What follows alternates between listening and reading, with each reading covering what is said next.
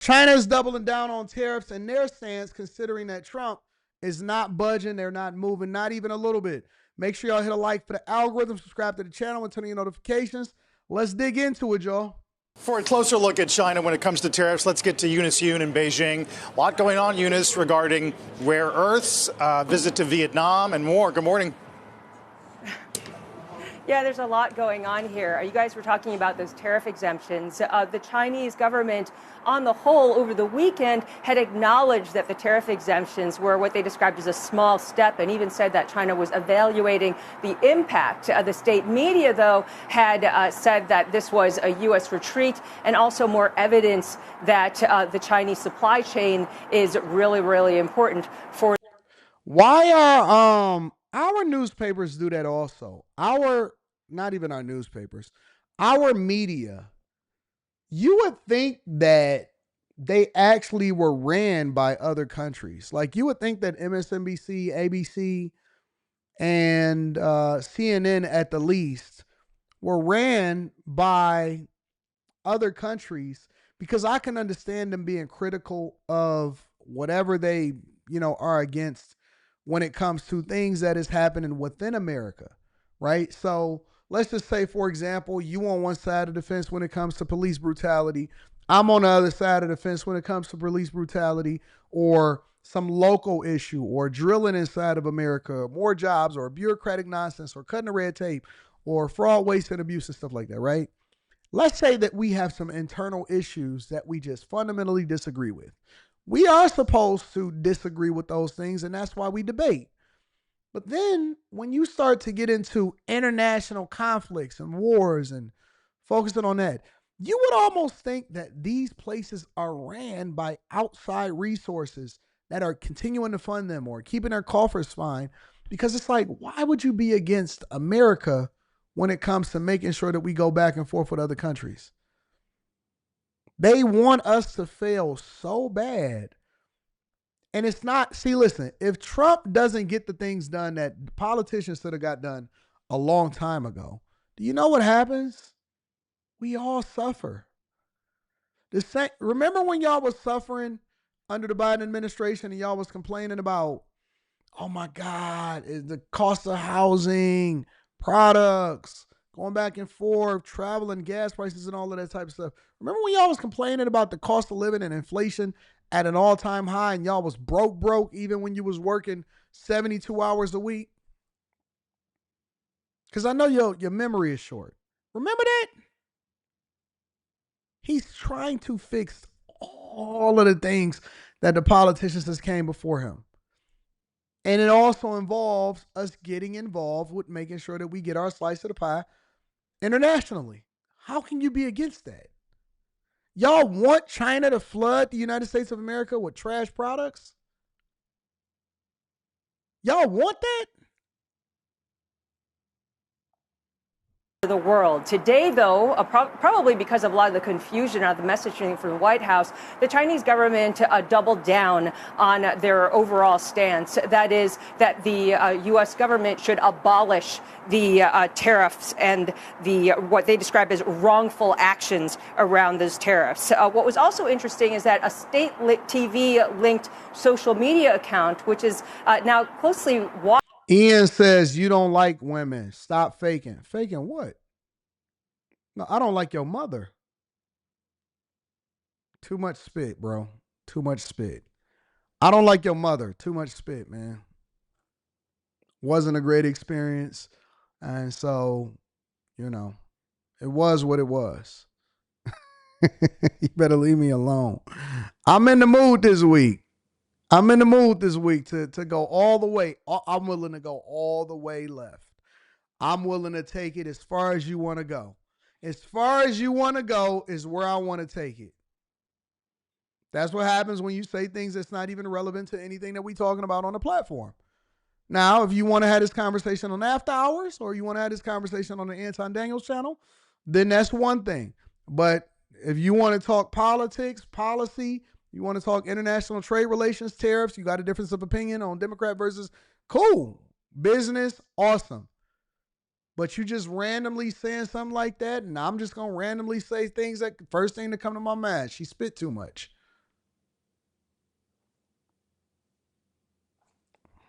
watched for messaging on U.S.-China trade just several hours ago elaborated a little bit further, saying that to the Trump team, their what they call delusion is China will compromise under high tariffs. The account goes on saying if the U.S. really wants to talk, China needs to see real action. What was also interesting is that the same blogger account was hinting at who would be taken, what kind of step would be taken next. And the target, they said, was American IP and American brands. And then this blogger went on to suggest that Chinese people could reject them. And they said that they noted that Walt Disney and Comcast, which owns CNBC, have development and production businesses, theme parks, and consumer goods in China. They also mentioned Sony, Paramount Global, as well as Netflix. The messaging, though, overall, outside of that, and the potential for countermeasures, is that there needs to be a lot of support for Chinese exporters, and that this is paramount. Carl, you mentioned President Xi's visit to Vietnam. He is there in Southeast Asia on a three-nation tour. Somebody said, Deacon Demand says no such thing until you got to sleep in a wet spot. Till you got to sleep in a wet spot.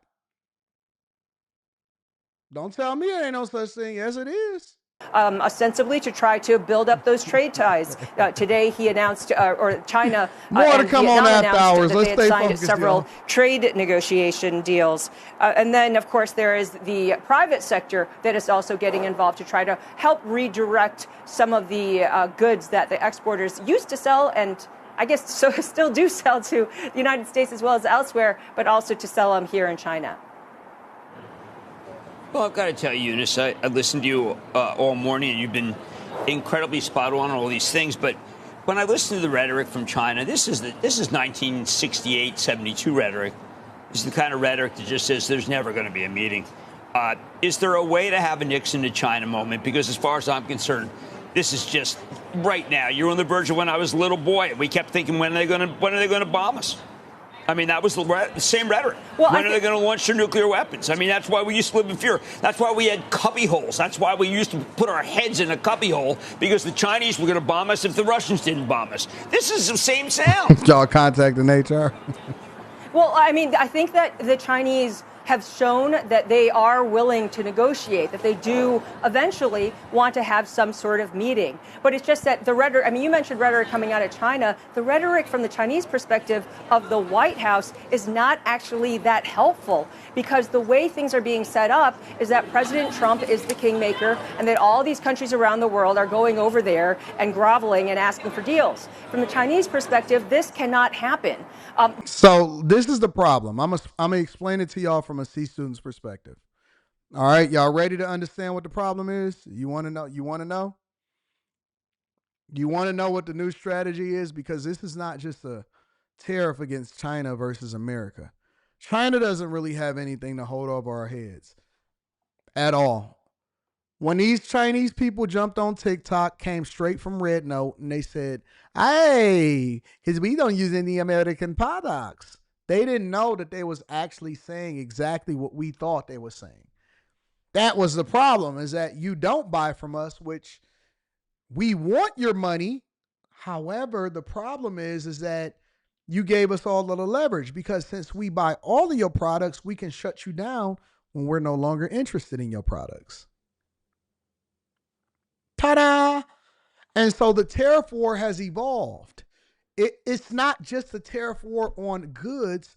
It's also forcing other countries. Because see, listen, when you're the number one and the number two superpower in the world, what happens is you force people to pick sides. When Trump said, listen, we are going to reduce tariffs on the rest of the world, Trump didn't blink. He didn't blink. He played chess, not checkers. So what he basically did was he allowed for other countries to get a reprieve and to be blessed so that they can continue to align with America instead of the Chinese. So he anticipated Xi Jinping reaching out to other countries because they are the ones that are basically the only ones that's suffering and doing the world the most harm. What America has done is a blessing and a curse at the same time. We cause ourselves a bunch of debt, but at the same time, we made everybody start hating China because China was also ruining and doing the same thing to other countries as they did to the United States of America. It's just that we had the capital, the resources, the funding, and the extensive buying power to endure through it. So even though our Democrats and our Republicans of past sold us out, what they did was they made the rest of the world hate China also because China also did the same thing. They just did it to much smaller countries. They destroyed economies. They destroyed neighborhoods. They destroyed factories. They destroyed jobs. And then they said, hey, we'll give you high-speed rail if you let us continue to export all of our products over to y'all countries. What it also did was it created a disdain for China from other countries. So then when Trump said, okay, listen, initially we're going to tariff all of the world, and then they waited for China to jump, and China said, all right, listen, we big dog too. I'm Luigi. Just because it's named Super Mario Brothers, just because it's Mario Kart, just because it's Mario World, don't think that I don't got no sway in this. I'm good on Smash Bros. Too. I'm good on Smash Bros. Too. Right? So now what America did was they allowed for China to jump out the window with no parachute. And now China is falling and they're in a crisis. Their real estate was already in a bubble. Their manufacturing capacity was the only thing that was saving them. And now, over a period of time, you're going to start seeing them collapse unless they come to the table with a deal. And so Trump allowed them to jump out the window. They was the first one to say, well, no, we're going to throw reciprocal tariffs because we tough and we can survive this. And then Trump said, all right, cool. Everybody else, we're going to go back to the reduced 10% tariff except on certain products. Aluminum, steel, whatever. We got to protect our industries. But everybody else, just come on and come over. 70 plus countries called. They on their way over. They flew over. They said, all right, so what can we do? And what Trump is basically doing is he's pushing other countries to not do business with China in order to continue to export products to the United States of America at a reduced cost. The reason why China is having so much difficulty with getting everybody else in their corner is because they need the United States of America, and China is just exporting products to their country. They're not actually doing nothing for them that's going to benefit them. So if you want to save your country, he's forcing every other country to pick sides. If y'all having problems with the audio, you might want to leave and come back. It's not on my side, it's YouTube's side. My side is actually working great. Just refresh the stream. He's forcing other countries to pick sides.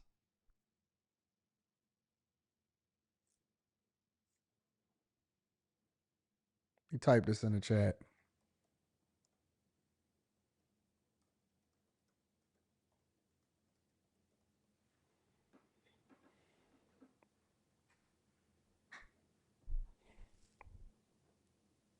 The tariff war now has transitioned into allies versus enemies. Who wants to be on the losing side? Y'all can go and rock out with China. Or who wants to be on the winning side and you can come and rock out with the United States of America. That's what Trump is doing. And China is now saying that, hey, listen, we actually want you guys to be careful and make sure that you actually listen. Anybody, please, United States of America, come back to the front of the table. Come to the table with a deal. We actually want to rock out with you. And we saying, nah, we got all of these other girls. Why do I need you? China's leadership is reacting to the Trump administration's latest tariff moves on technology. Let's bring in Eunice Yoon from Beijing. Eunice, good afternoon. Thanks, Kelly. Well, you know, China messages indirectly as well. And just in the past hour, a social media account that is linked to Chinese state TV and is often followed here for its messaging on U.S.-China trade issues just posted. And it said that China needs to see real action from the U.S. before China agrees to negotiations. It also said that ignoring President Trump's tariff increases doesn't mean that China won't take other countermeasures. What's interesting is that the same account over the weekend had suggested what the next targets could be. The blogger had hinted that the Chinese people could reject American IP and American brands. And it said that it noticed that Walt Disney and Comcast, which owns CNBC, quote, have development and production businesses, theme parks, and consumer goods. They so desperate that now they saying, listen, we can block y'all streaming services from inside of our country if you guys don't remove the tariffs. we targeting real products and real things that's coming inside of the country. China is saying, well, this is propaganda from a state TV blogger. It's saying that the next target is going to be Disney, Comcast, Paramount, Netflix, and Sony. Now, if you guys are a part of Block Club or Stock Club, then you know that I spoke about this situation, including Netflix, over the past few days ago. All right, so make sure y'all go back and look at that. Here. It also mentioned Sony, Paramount Global, as well as Netflix. Now, officially, the Chinese government over the weekend had also acknowledged the tariff exemptions by the Trump administration, calling them a small step and saying that China is, quote, evaluating the impact. Am I having some audio issues that I'm not aware of? What's going on? Y'all good?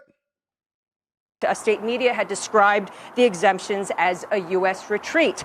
But today, the Chinese government doubled down, saying that the U.S. needed to change its ways and abolish what it described as wrongful actions about the tariffs. So the messaging otherwise, guys, has been that China really needs to support its exporters and that is paramount. And we see President Xi Jinping currently in Southeast Asia on a tour there. He's in Vietnam. The expectation is that he's going to try to expand those markets for Chinese exporters. Also, a lot of the private sector, some of the big check names, such as PDD, so that's, of course, the owner of Temu, and then TikTok owners ByteDance.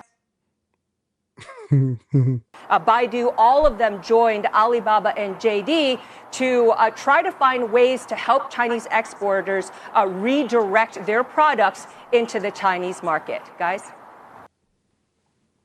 So now they're trying to leverage these companies that do business with China or do business in China, these Chinese companies, and they're trying to redirect their products. You know what people are doing? You know what a lot of these companies are doing?